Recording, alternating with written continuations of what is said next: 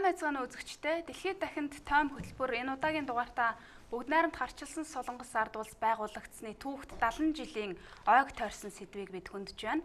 За энэ жилийн хувьд бол Умард Солонгосын ард түмэн улс тунхаглаад тусгаар тогтнолоо зарлаа 70 жилийн ийм түүхт ойтойгоо золгож байгаа. За энэ одоо түүхт он онцлогийн хувьд гэвэл Умард Солонгос улс энэхүү одоо түүхт он жилийн Америкийн нэгдсэн улс бүгд найрамдах Солонгос улс зэрэг улс орнуудтай дээд түвшний одоо яриа хэлэлцээ хийсэн ийм онцлог байна. За нөгөө талаар бас Умард Солонгосын хувьд өмнө нь зарлж байгаагүйгээр цөмийн зэвсэгтэй болсон. За цөмийн зэвсгээ бас устгах Солонгосын хойгийг цөмийн зэвсэггүй болгоно гэдэг амлалтыг бол энэ онд өгсөн эдгээр одоо ийм онцлогтой түүхэн ой бол одоо тохиож байна. За энэ одоо түүхэн ойтой холбогдуулаад бид бас хятад судлаачийг урьж оролцуулж байна. За танд энэ өдрийн мэнд хүргэе. За та бүхэнд бас энэ өдрийн мэндийг хүргэе. Түүхээс эхлэе гэж бодож байна. Энэ улсын түүх бол маш сонирхолтой байдаг. Тухайн үед одоо нэг үндэстэн хоёр хуваагдаж Умард Солонгос, Өмнөд Солонгос гэсэн хоёр улс одоо байгуулагдах ийм одоо нөхцөлд хүрэхэд бол том гүрнүүдийн, их гүрнүүдийн одоо бодлого, ашиг сонирхлын нөлөө бол маш их орсон гэдэг нь бол түүхээс харагддаг шүү дээ. Тэгэхээр одоо энэ ард түмний тусгаар тогтнолын 70 жилийн одоо түүхийг сөхөе гэж бодож байна. 1948 оны 9 сарын 9-нд одоо бүгд найрамдах харчилсан Солонгос улс ард улс байгуулагдсан. Солонгосын хойгийн ард түмэн бол бас одоо хоёр хуваагдаад тэгээ өмнөд болоод хойд Солонгос гэж хоёр хуваагдаад ингээд улс болоод байгуулагдаад ингээд явсан байгаа. Тухайн үед та бүхэн бас мэднэ барууны орнууд зөвлөлтийн холбоот орнууд гэдээ бас хуваагдсан байгаа.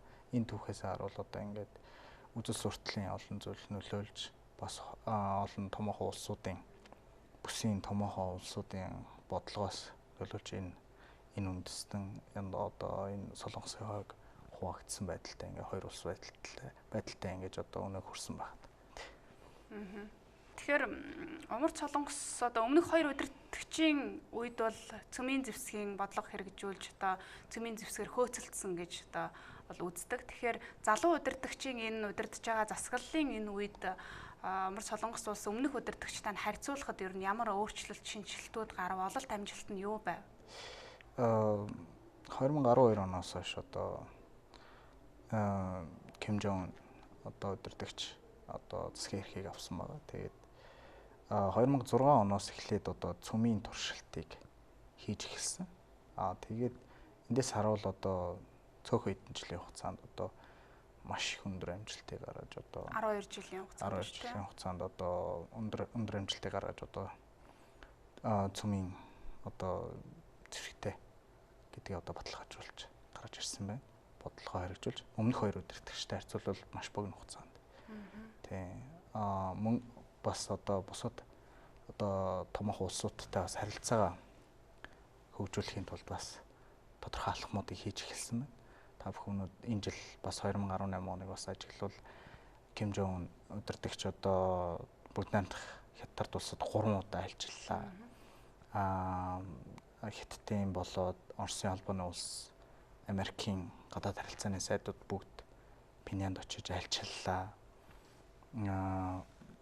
Мөн одоо Өмнөд Солонгосын удирдагчтай дэд түвшний уулзалт хийсэн. Одоо Америкийн нэгдсэн улсын ерөнхийлөгчтэй бас дээд хэмжээний уулзалт хийсэн байна. Эндээс харуул энэ жил бол эхний хагас жил 2018 оны эхний хагас жилд бол бас Ким Жон Уны гадаад бодлогын төвшөнд бол бас өндөр амжилтыг үзүүлж байгаа гэж миний зүгээс харж байгаа тийм. За дэлхийн том гүрнүүдтэй харилцах харилцаанд илүү одоо ач холбогдол өгч дипломат ажиллагаа эрчимдсэн. Нөгөө талаараа бас өмнөд хөрштөөгөө нэг үндэстэн ард түмэнтэйгээ ойртох, эвлэлдэн нэгдэх, дайнаа дуусгах тал дээр бас амлалтууд өглөө. Зарим үйл ажиллагаа бол одоо хэрэгжээд эхэлж байна. Дайны үед салсан иргэдийг уулзууллаа гэд бас үр дүнгууд нэлээд харагдаж байна тийм. Оролцоогоор сүүлийн үеийн тоог харж хаад 600-аас 700 мянган одоо юм хагдсан гэр бүлүүд байдаг гэсэн тоо байдаг. Тэрнээс нэг 100 гаруй мянган өргөдлийг хүлээн авч бас тодорхой хэмжээнд бас хоёр орны иргэдийн хооронд нь уулзуулсан байгаа. Тэгээд эдгээр улсуудын иргэд ч гэсэн одоо насны түвшний хувьд бол бас 80-90 настай болчихсон. Зарим нь одоо нас барсан байгаа жишээтэй. тэгэхээр бас нэлийн бас хүний хувьд бас харахад бас нэлийн хүндрэлтэй олон зүйлүүд бас харагддаг. Мөн хоёр орны бас хоорондын харилцаа бас нэлийн сайжирч байна. Одоо тодорхой түвшинд бол бас улс төрийн итгэлцэл бас бий болж эхэлж байгаа шиг харагдаж байна. За эдийн засгийн хувьд ер нь энэ улс өмнөх хоёр удирдагчийн үед ямар байв? Өнөөдөр залуу удирдагчийн засаглалын үед бас өсөж дэвтсэн ийм шинэлэг зүйл ажиглагдах юм уу? Харж байхад бол одоо энэ удирдагч илүү бас ийм чөлөөтэй сэтгэхийг бас оролдож байгаа. Гэхдээ одоо жишээ нь та бүхэн харсан бол аялал жуулчлалын бүс хөгжүүлэх гэж үзэж байна. Эдийн засгийн чөлөө төсөө бас хөгжүүлэх талаар бас тодорхой бодлогууд хэрэгжүүлж байсан. Цанын бааз хүртэл байгуулж ирсэн та бүхэн бас мэдэнээс харж ирсэн баг. Мөн одоо Хятадын томоохон хотууд руу бас тогтмол нислэгтэй болохоор бас одоо хөдөлтөд бас энэ жилдээ бараг эхлэн тавихаар жишээтэй. Жишээ нь урд нь бол дандаа Бээжин, Шанхай, Шиньян гэдэг одоо 3 газар руу ингээд нислэгтэй байсан бол одоо Шиан болоо Чэнду зэрэг одоо Хятадын баруун өмнөд болоо баруун хэсгийн гол томоохон хотууд руу бас нислэгтэй болох талаар хөцөлдөж байгааг бас ажиглаж байна. Эдийн засгийн онцлогийн хувьд бол одоо Хятад бүгд намд хардчилсан Солонгос улс бол гол худалдааны түнш нь бол бүгд намд Хятад улс. Энэ ч гэсэн одоо өмнөх түүхийн одоо хоёр удирдагчийн үед ч гэсэн бас иймэрхүү байсан. Тэгээд Хятад ард улстай харилцаа бол их онцгой. Мөн одоо 50-аас 53 онд гэхэд холбоотон маягтайгаар одоо бас танд оролцсон байх жишээтэй. Түүхийн хувьд бол энэ хоёр улс бас салшгүй олон одоо түүхийн олон зүйлд бас одоо хамтарч оролцсон байх. За энэ удаагийн одоо түүхт 70 жилийн ойг тэмдэглэх үйл явц өмнөх одоо 60-50 жилийн ойтой харьцуулахад ер нь ямар онцлог ийм үйл явдлууд эндээс гарах болоо? Олон улсын хувьд бол умардын залуу удирдагч одоо түүхт энэ ойгоор тийм цөмийн зэвсэгтэй улс болсон гэдгээ зарлах уу? Эсвэл одоо цөмийн зэвсгээс татгалзна гэдэг амлалтаа хэрэгжүүлнэ гэсэн одоо амлалтаа дахиад нотлох уу? Эсвэл одоо өөр чиглэлд гадаад бодлогоо одоо өөрчилж шинжилж байна гэдгээ зарлах болов уу гэсэн ийм олон янзын таамаггууд бол гарсан байна. Таны хувьд одоо авсан мэдээлэлээс харвал ямар онцлогуд энэ жилийн ойгоос ер нь харагдах бол маргааш одоо өргөн бүрэлдэхүүнтэй цэргийн одоо парад жагснаа гэдэг мэдээллийг бас өгч байна шүү дээ. Тий, бүгд намд арчилсан Солонгос бол бас Солонгос ард улс бол цэргийн хөгжлөөр бас нэлээд өндөр түвшинд хөгжиж байгаа. Та бүхэн бас мэдж байна. Цөмийн болоод одоо төв алгасах пуужин бас баллистик пуужин бас хөгжүүлж байна. Эдгээрийг харуул одоо өмнөх 60 жилийн харуул зэвсэглэлийн бас шинэ төвшөнд бас гарч ирж байгаа. Гэхдээ одоо нүүбэс одоо бас тодорхой хэмжээний хоригтой эдийн засгийн хувьд бас тийм таатай биш нөхцөл байдалд одоо энэ 70 жилийн ойн бол болж байгаа. Гэхдээ энэ улс бол бас өөрийнхөө хэмжээнд, өөрийнхөө хүрээнд одоо орчмын удирдагчтай урих юм уу? Эсвэл одоо томоохон хэмжээний бас парад одоо гаргаж бас зэвсгэлээ танилцуулах энэхүү зүйлүүдийг бас хийх болов уу гэж миний зүгээс харж байгаа. Удирдагч энэ намартаа айлчлах тийм төлөвлөгөөтэй гэдэг тийм мэдээлэл бол явж байгаа тий. Мөн одоо өмнөд төрших удирдагч бас одоо энэ намартаа бас айлчлахаар 4 сард уулзахтаа бас эдгээр харилцааг бас тодорхойлсон. Мөн бүгд намд Хятад улсын гадаад харилцааны яамны сайд Ван И болоод Оросын холбооны улсын гадаад харилцааны Лавров бас тус усад айлчилсан байгаа. Мөн Путин бас одоо Ким Жон Унтай уулзахад асуудал байхгүй гэдэг бас мэдээллийг бас гаргасан байгаа. Эндээс харахад бол энэ бүсийн томоохон улсууд бүгд одоо анхаарлыг бас бүгд намд харчсан Солонгос улс бас тавьж байгаа тий. Мөн та бас мэдж байгаа ах нь Америк нэгдсэн улсын төрийн нарийн бичгийн дарга Помпей бас 3-4 дахь альчлалаа хийхээр бас ярилцж байсан байгаа тий. Тэгэхээр ер нь бол одоо бүхий л дэлхийн томоохон улсууд бас одоо бүгд намд харчилсан Солонгос улсад бас ач холбогдол өгч олон зүйл дээр харилцаагаа бас хөгжүүлэхээр бас тэмүүлж байна гэж бас харж иж болно. Манай Монгол улсын хувьд бол бас бүгд найрамд гарчлсан Солонгос ард улстай дипломат харилцаа тогтоогоод 70 жил болж байна. Энэ нь одоо ойн хүрээнд Монгол улсын ерөнхийлөгчийг цэргийн парадтаа урьсан болов уу гэдэг бас таамаг мэдээлэл байна лээ. Энэ дээр танд ямар мэдээлэл? Яг нь 8 сар ихээр одоо Монгол улсын ерөнхийлөгчийн тамгын газрын дарга Зандахуугийн их болт бас одоо албан айлчлал хийсэн байгаа. Бүгд найрамд гарчлсан Солонгос улс мөн энэний одоо хүрээгээр бол одоо бас ажиллах магадaltaй болов уу гэж бас одоо зарим хэвлэл мэдээллүүд зарим одоо солонгос судлаачдын хүрээнд бас ингээд бас мэдээлэлүүд гарсан байлээ. Миний хувьд бол бас л яг тийм хэмжээний л мэдээлэлтэй байгаа гэх. За энэ онд Умард Солонгосын залуу удирдагч бүгд найрамд ард улсад 3 удаа айлчлалаа. Албан болон албан бус ийм айлчлалуудыг хийсэн. За энэ бол одоо хоёр орны харилцаа хэр ойр байна вэ? Солонгосын хойгийн асуудал дээр бодлого нь ер нь ягт ойр байна гэдгийг өгсөн дохио гэж олон улс бол харж байна шүү дээ. Би бас тантай бас санал нэг байна. 3 сарын сүүлээр Ким Жон удирдагч одоо бүгд найрамд Хятад улсын Бээжингтод айлчлал хийсэн байгаа. Гэр бүлийн хамт бүгд найрамд Хятад улсын удирдагч Ши Жинпин бас их хөл хөөртэйгээр бас хүлээж авч уулзсан баг. Тэгээд 4 сард одоо өмнөд төршийнхөө удирдагч Мун Чжэйн ерөнхийлөгчтэй уулзсны дараа бас бүгд найрамд Хятад улсад дахин айлчилсан байгаа. Тэгээд бас тодорхой төвшөнд одоо бас харилцаагаа бас хөгжүүлэх талаар харилцсан байгаа. Одоо та бүхэн бас бодож иж болно. 2012 оноос хойш 2018 он гэхэд 6 жил өнгөрсөн байна. Энэ хооронд одоо Ким Жон ерөнхийлөгч бол гадагшаа айлчлал хийгээгүй байсан. Тэгээ хаашаа айлчлах бол ямар удирдагчтай уулзах бол гэдэг одоо дэлхийн олон улс бас анхааралтай ажиглаж байсан. Тэгэхэд одоо хамгийн анхны айлчлалаа бол одоо бүгд найрамд Хятад улсад хийсэн байна.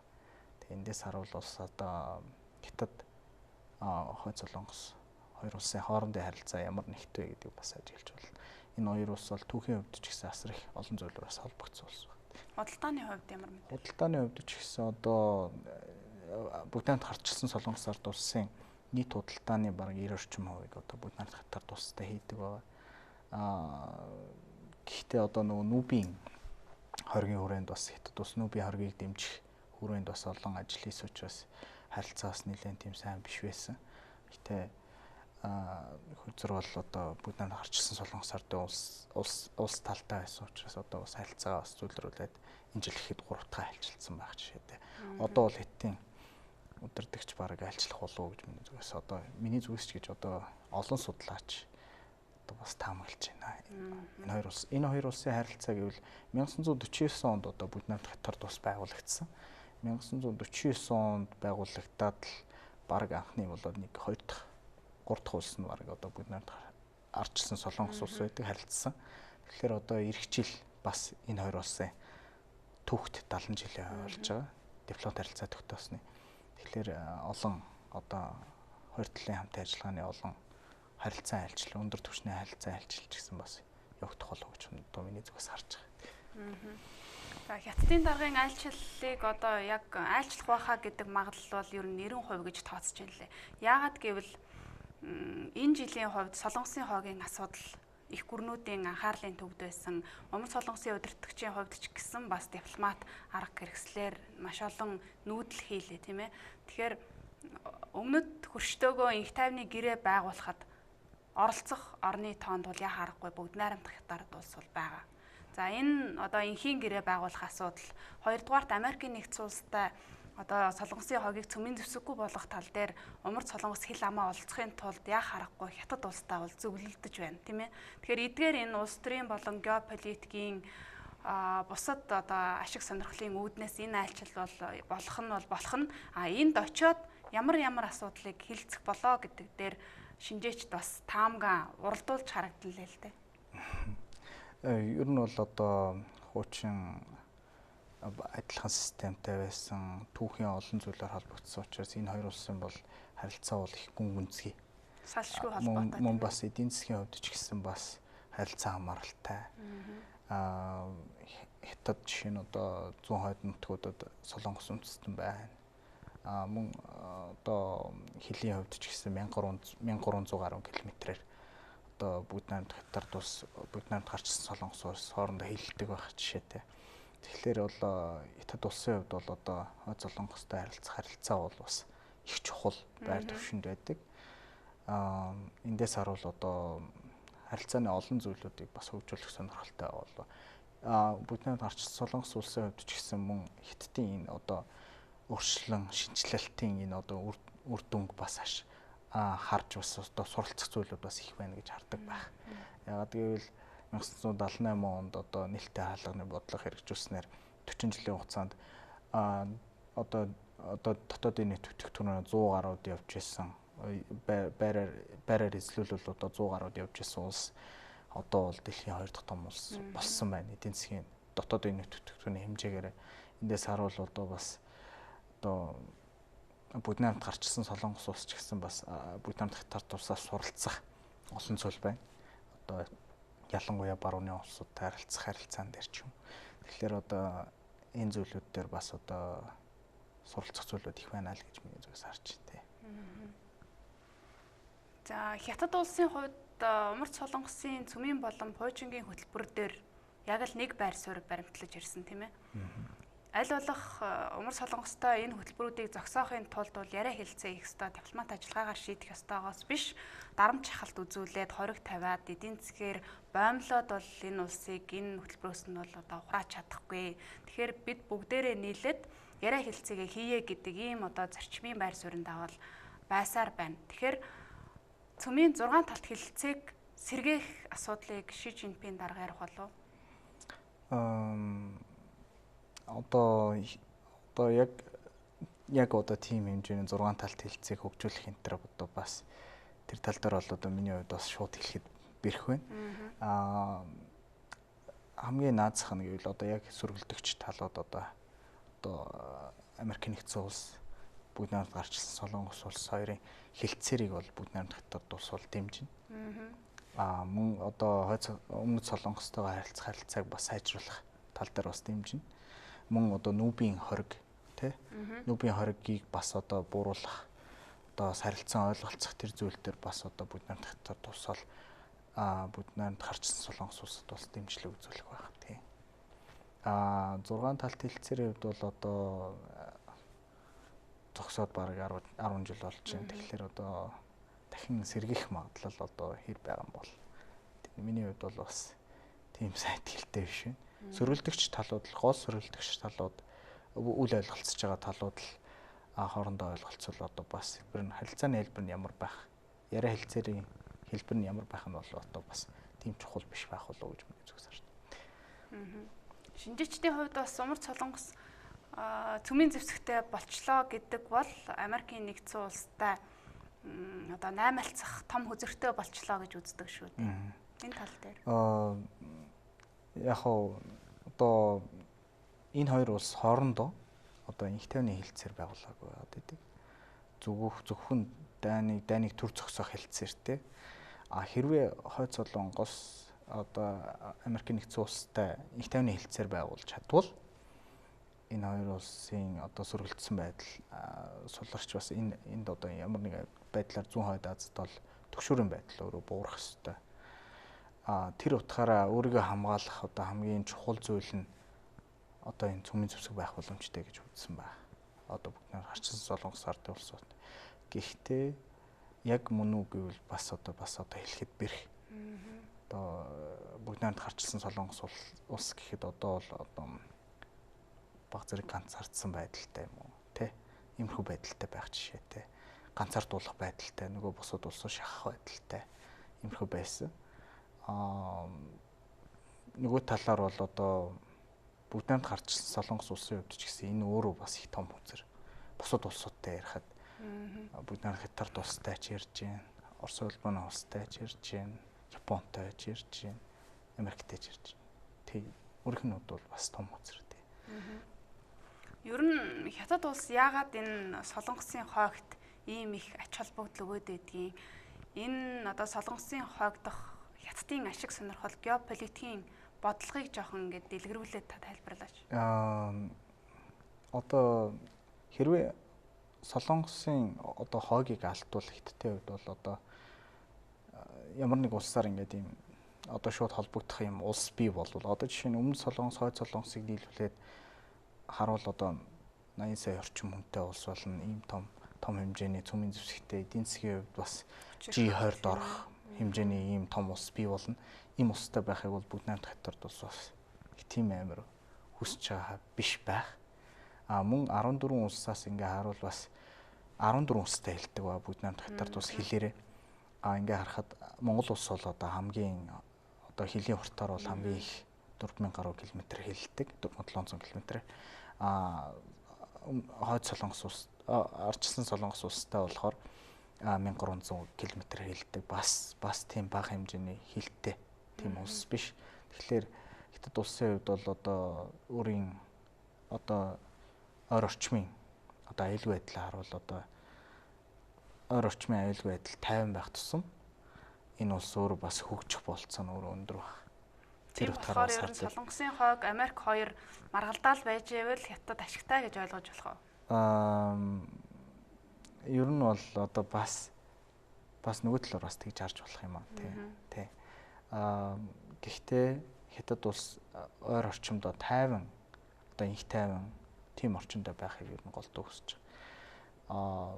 Жишээ нь одоо Өмнөд Солонгос ихээс саад таад одоо балластик буужныг эсэргүүцэх тийм Америкийн зэвсгийг оруулж ирнэ гэхэд хятад улс бол асар их эсэргүүцэж байгаа жишээтэй.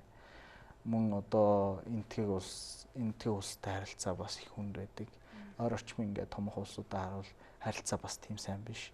Дахиад нэг ингээд ийм олон улсаар ингээд харилцааны ингээд муудах тусам тэр өөрийнх нь бас одоо харилцааны зүйлүүд бас хүнд байдаг учраас энэ хятад улс аль болох их тайвнаар зэрэгцээ орший альва тийм хурцтмал байдалд хүрэхийг хүсдэггүй байх жишээтэй. Ер нь Солонгосын хойгч гэлтгүү Монгол улстай бас харилцааг бас онцгойлоо авч үздэг юм улс байгаа. Ер нь бол их 200 гаруй жилийн өмнө өөр улс их бас хятадын дэлхийн томоохон улс байсан. Тэгээ одоо бол бас хүчирхэгжин гарч ирж байгаа том улс шүү дээ. Та бас одоо дотоодын нийт төтгөр нь харж болно. Өөрийнх нь power тий хүч чадлаар бас харж болно. Тий энэ улс бол бас их өндөр болцоотой тийм том улс байна.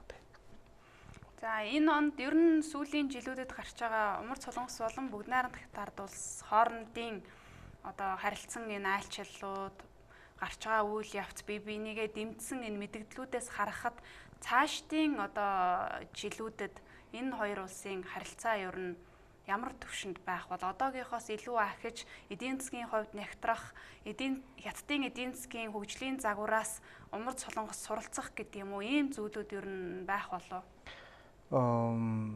Ер нь бол одоо дэлхийд гайхагдан бас одоо энэ өрш шинжилтийг одоо Бүгд найрамд хятад улс хийсэн байгаа шүү дээ. Та бүхэн мэдж байгаа 1978-аас 2018 өөрчлөлөн шинжилтийн 40 жилийн дээр гэхэд хятад улс одоо дэлхийн хамгийн том худалдааны улс болсон байна. Дэлхийн дотоодын нутагтхүүний 2 дахь том улс болсон байна. Суралцах сонирхол бол Бүгд найрамд гарч ирсэн Солонгос улсууд бол маш их бий. Зөвхөн одоо тодорхой хэмжээний улс төрийн эрсдлүүдэд тооцож одоо цаг хугацаа хүлээж ийн үү эсвэл бас нэг юм тодорхой тооцооны зүйлүүд байгаа. Тэрнээс бол тэд бол одоо эдийн засгийн либералчлах, ард иргэдийн амьдралыг сайжруулах олон тал дээр бол одоо их юм бодож байгаа улс шүү дээ. Тэгээ энэ дээр бол одоо харилцаа бол улам сайн батчин хөгжих болов уу гэж одоо миний зүгээс харж байгаа. Бүгд найрамд хятад улс болоод Бүгд найрамд гарч ирсэн Солонгосын улсын хувьд бол залуу удирдагчийн одоо баруунд эзэмссэн боловсрол хэл соёлын байдал мэдлэг мэдээлэлтэй байгаа байдлаас нь ажиглахад бол хоёр өмнөх одоо өөрийн эцэг болон өвөг эцгийнхээ явуулсан тэр бодлогоос илүү өөр шинэлэг зоримог тийм одоо өөрчлөлт шинжилтийг хийх болов гэдэг хүлээлт бас олон улсын судлаачдын дунд байна л да. Сүүлийн үеийн одоо айлчлалуудаар хэлж байгаа үг биеийн хэл өөр одоо мэдгдлүүд тэр Трамптай уулзалтын дараах одоо байдал энтрийг харахаар бол яа харахгүй энэ бол өмнөх хоёр хүнээсээ өөр хүн юм байна гэдэг дохиог өглөө гэсэн ойлголт бол олон улсад бий болчлоо. Энэ тал дээр таны байр суурь. бүгд намд гарчилсан Солонгос улс бол одоо хөгжиж одоо арга дэх амьдралыг дэвшлүүлээ. Эдийн засгийн хувьд одоо бас чөлөөтэй харилцсан энэ гэдэг бол бодол байгаа. Зөвхөн одоо аюулгүй байдал талаасаа одоо тэр инхтэйний хэлэлцээрийг тий хоёр тал одоо сөрөлтөгч хоёр талууд байгуулаагүй учраас өөрийгөө хамгаалах зорилгоор олон зүйлүүдийг бас хийж байгаа болов уу гэж одоо олон судлаачид ярьдаг. Ер нь бол бүгд найрамд гарчсан Солонгос улс бол хөгжих бол сонирхолтой. Тий яаж хөгжих вэ гэдгийг одоо арга замаа хайж эргэлхийлж байгаа л улс гэж одоо та бүхэн бас харж иж байна. Эргэлхийлж байгаагийн нэг жишээ бол энэ жилийн одоо энэ дипломатын олон харилцаа мөн одоо нүүбийн хоргийг бас өөрөө буулгах сонирхолтой байна гэж бас дипломат алхмаа хийж яана гэж бас харж иж болно. Та бүхэн одоо эрх чөлөөрөд олон зүйлийг харах бах. Олон удирдагч бас Пинянд бас айлчлах магадлалтай. Тухайлбал та бүхний мэдж байгаа 4 сарын уулзалтаар бол Мөнжэн одоо өмнө Солонгосын удирдагч энэ намаар айлчлана гэдгээ бас одоо хэвлэлийн мэдээлэл дээр гаргасан байгаа.